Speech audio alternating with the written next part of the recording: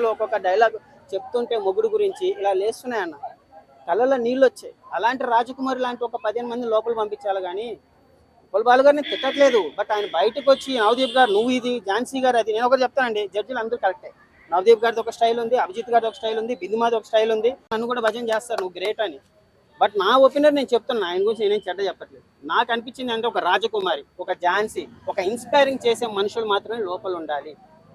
దాంట్లో ఉప్పల్ బాలు గారి గురించి నాకేమో ఆయన వీడియోలు ఏమి నేను చూడలేదు. బట్ నేను చూసినంత వరకు షోనే చూశాను. ఆయన డిజర్వ్ కాదు. సింగర్ ఝాన్సీ గురించి కూడా నేను అదే చెప్తున్నాను.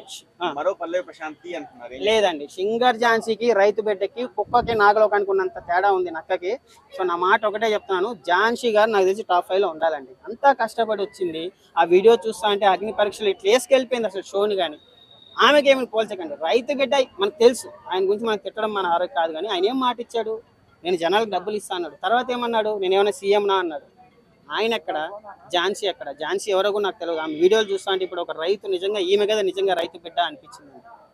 అన్న రన్నింగ్ రాజా అనే వ్యక్తి నా దగ్గర చెంపాలు కొడతాను శ్రీముఖి చెప్పడం జరిగింది. ఎలా వస్తారు రన్నింగ్ రాజా? ఆయన ఏంది అసలు? వచ్చాడు ఏదైనా షో అప్ చేస్తాడంటే ఆమె ముందే చెప్పింది. ఆయన చెప్తా కొడతా అనలేదు, ఆమె చెంప మీద కొడతా అన్నది. టాస్క్ ఇచ్చింది వాళ్ళే కదా. అరే అవునన్నా, కానీ పైకి వచ్చి రావద్దు అని 2 సార్లు చెప్పింది కదా. ఇప్పుడు మన కూతురు ఉంటది, చాలా అందంగా పెంచుంటాం. ఎవడో ఒకటి వచ్చి పైన మాట్లాడతావు. ఒక తండ్రి పొజిషన్ నువ్వేం చేస్తావు?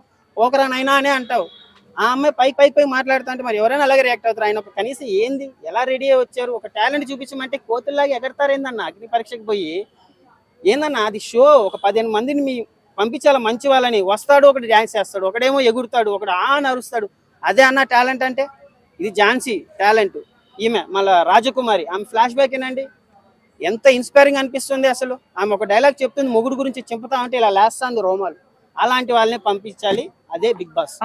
రాజకుమార్ గురించి కూడా భర్త గురించి చెప్పడం కరెక్ట్ కాదు. అట్లాంటి ఏం లేదు, ఆమె కష్టం చెప్పుకునింది అన్న. మరి మొగుడు ఏదో దొరికితే ఏం చేయాలన్న? 3 బిడ్డలను పెట్టుకుని ఆమె రాజకుమారి ఆమె ఏం చెప్పి చెంపుతుంది? పాప 3 బిడ్డలను పోషించింది, మొత్తం కాలిపోయింది, బైక్ యాక్సిడెంట్ అయింది. ఇంత దాంట్లో కూడా ఒక ఇన్స్టాగ్రామ్ లో పెట్టుకొని ఇంత దూరం రావడం అనేది చాలా పెద్ద అచీవ్మెంట్. బిగ్ బాస్ కన్నా చాలా పెద్దది ఆమె. అలాంటి వాళ్ళే ఉండాలి.